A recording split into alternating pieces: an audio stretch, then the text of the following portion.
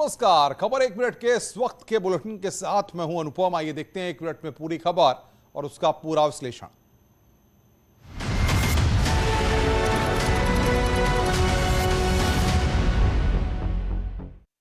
सहारनपुर में private bus संचालकों के द्वारा स्कूली छात्रों की जान के साथ रोजाना इसी तरह का बड़ा खिलवाड़ किया जा रहा है। बस संचालक की जिद के चलते छतों पर स्कूली छात्र बैठाए जा रहे हैं।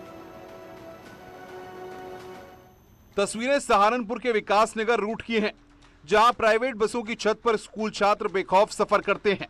इन छात्रों को कोई रोकने टोकने वाला नहीं है।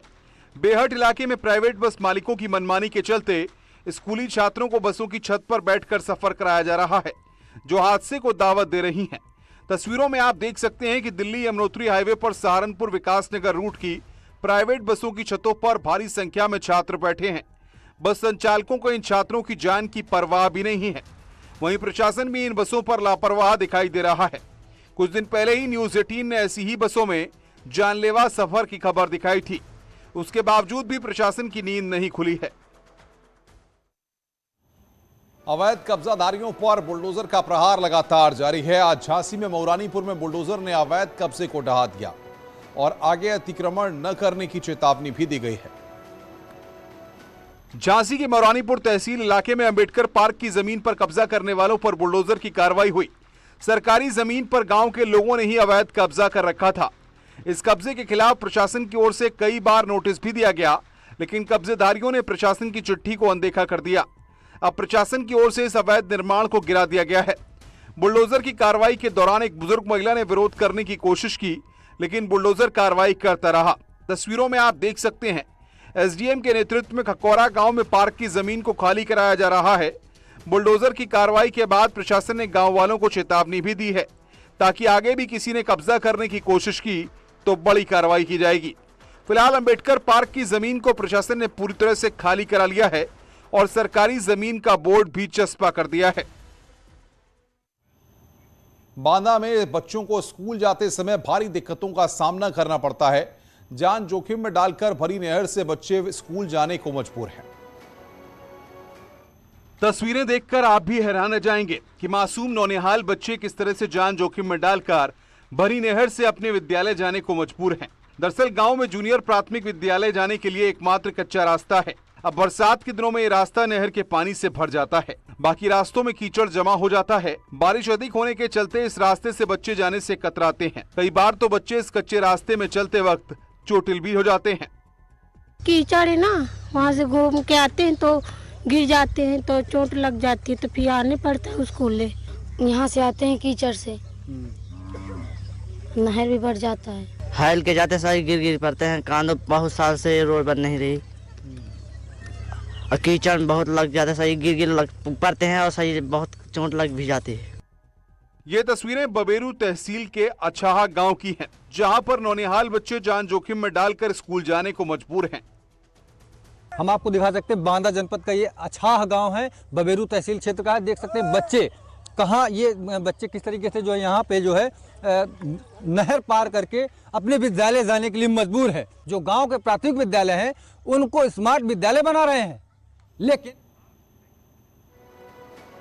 बस्ती में रास्ते खराब होने के चलते महिला की एम्बुलेंस में ही डिलीवरी करानी पड़ी। बदहाल सड़क के चलते एम्बुलेंस अस्पताल तक नहीं पहुंच पाई थी।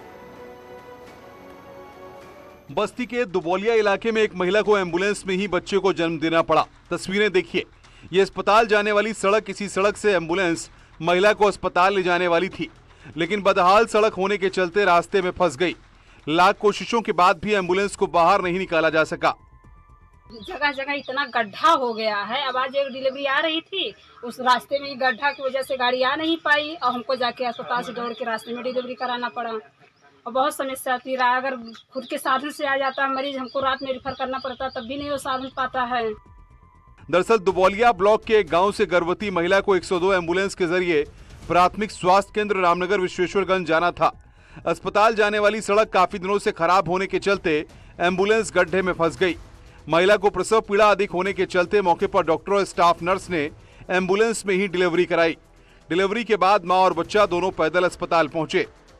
जो रोड अभी नई पटान हुई है, तो जिसके कारण जो बरसात में एम्बुलेंस को आने जाने में बड़ी असुविधा हो रही है और जगह जगह पे गड्ढे भी हो गए हैं, जिससे कि एम्बुलेंस जो है लगभग हफ्ते भर से जो है अस्पताल पे नहीं आ पा रही है।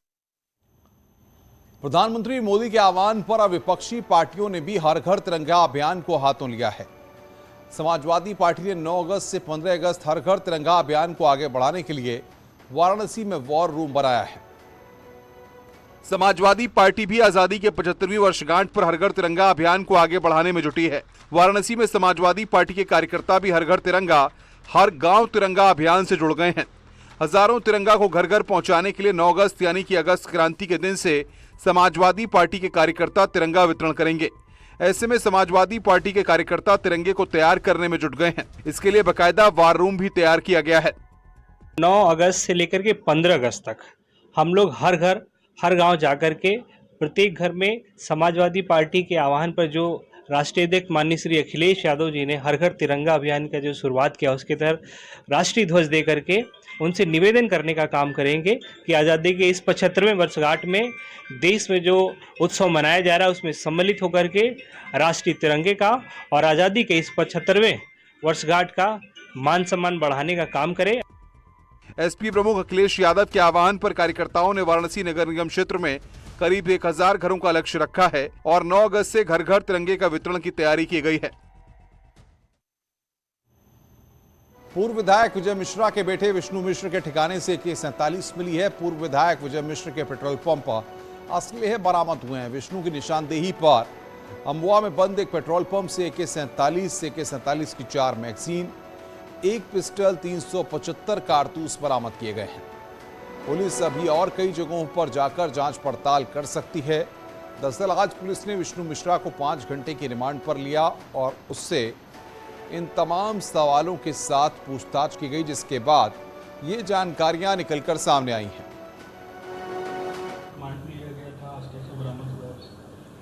विष्णु मिश्रा पुत्र विजय मिश्रा को एसटीएफ ने, जो कि 1 लाख का इनामिया था और लगभग 2 साल से फरार था, उसको एसटीएफ ने पुणे से गिरफ्तार किया था। आज माननीय न्यायालय के आदेश से उसका पुलिस कस्टडी रिमांड लिया गया था और उसकी निशानदेही पे आज थाना गोपीगंज के अंतर्गत एक पेट्रोल पंप से एक AK-47 राइफल, 4 AK-47 राइफल की मैगजीन्स और 375 AK-47 के कारतूस, इसके अलावा एक अत्याधुनिक 9mm की पिस्टल। आगे बढ़ते हैं। झांसी की गरोठा सीट से समाजवादी पार्टी के पूर्व विधायक दीपनारायण सिंह यादव पर मुकदमा दर्ज किया गया है। विजिलेंस की टीम दीपनारायण यादव पर आय से अधिक संपत्ति का मुकदमा दर्ज कराया गया है। मामला करीब 3732 करोड़ रुपए का है। दरअसल समाजवादी पार्टी के पूर्व विधायक दीपनारायण सिंह यादव के खिलाफ 5 अप्रैल 2021 को विजिलेंस की जांच शुरू की गई। उनके खिलाफ आय से ज्यादा संपत्ति की शिकायत मिली थी। इस मामले की जांच और शिकायत बीजेपी विधायक जवाहरलाल राजपूत के द्वारा की गई थी। किन किन लोगों से कराई है, सारी जेडीए की सूची में शामिल है।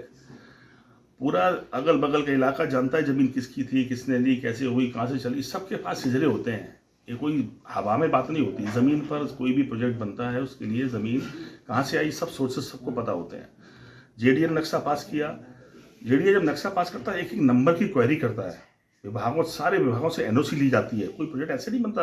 अवैध कॉलोनी तो कोई बना सकता है, लेकिन वैध कॉलोनी के लिए आपको एक एक नंबर का, सिजरे का जिक्र करना पड़ेगा। उसके ऊपर जो आप लेआउट पास कराते हैं, वो किस नंबर में कौन सा लेआउट आ रहा है, उसका जिक्र होता है। अगर 1 डिसमिल भी जमीन आपकी सरकारी होगी तो आप प्रोजेक्ट पास ही। मुरादाबाद में टीचर के ट्रांसफर पर स्कूल में बच्चे भड़क गए और सड़क पर तख्तियां लेकर प्रदर्शन करने लगे। बच्चों का आरोप है कि मैडम के जाने के बाद इस स्कूल में पढ़ाई नहीं होगी। तख्तियां लेकर सड़क पर उतरे सैकड़ों छात्रों ने टीचर के ट्रांसफर को रोकने की मांग की है। प्रिंसिपल का तबादला रद्द कराने के लिए सैकड़ों बच्चों ने सड़क पर उतरकर जमकर हंगामा किया। मुरादाबाद में गवर्नमेंट इंटर कॉलेज की महिला प्रिंसिपल को हटाए जाने से उनके समर्थन में स्कूल के सैकड़ों बच्चे अपने हाथों में अपनी मांगे लिखी तख्तियां लेकर सड़क पर पहुंच गए और जमकर हंगामा किया। इन छात्र छात्राओं की मांग थी कि उनकी प्रिंसिपल को वापस लाया जाए। हमें चाह रहे हैं कि हमारे स्कूल में हमारी प्रिंसिपल मैम जो बबीता मैम थी, वो प्रिंसिपल पद पे ही आ जाए और हमारे स्कूल में और टीचर भेजे जाए, क्योंकि हमारे स्कूल में पढ़ाई नहीं हो रही है। दरअसल प्रिंसिपल बबीता का ट्रांसफर किसी दूसरे स्कूल में कर दिया गया है, जिसे लेकर पूरे स्कूल के बच्चों में गुस्सा है। हालांकि प्रिंसिपल का कहना है कि बच्चों के प्रति लगाव के कारण बच्चे भावुक हो गए। आज मैं अपने विद्यालय से जा रही थी, लेकिन बच्चों का मेरे इसके प्रति आप एक लगाव कह दीजिए, इसलिए वो बहुत ज़्यादा था, इसलिए बच्चे थोड़े से एग्रेसिव हो गए हैं, वो नहीं जाने दे रहे थे।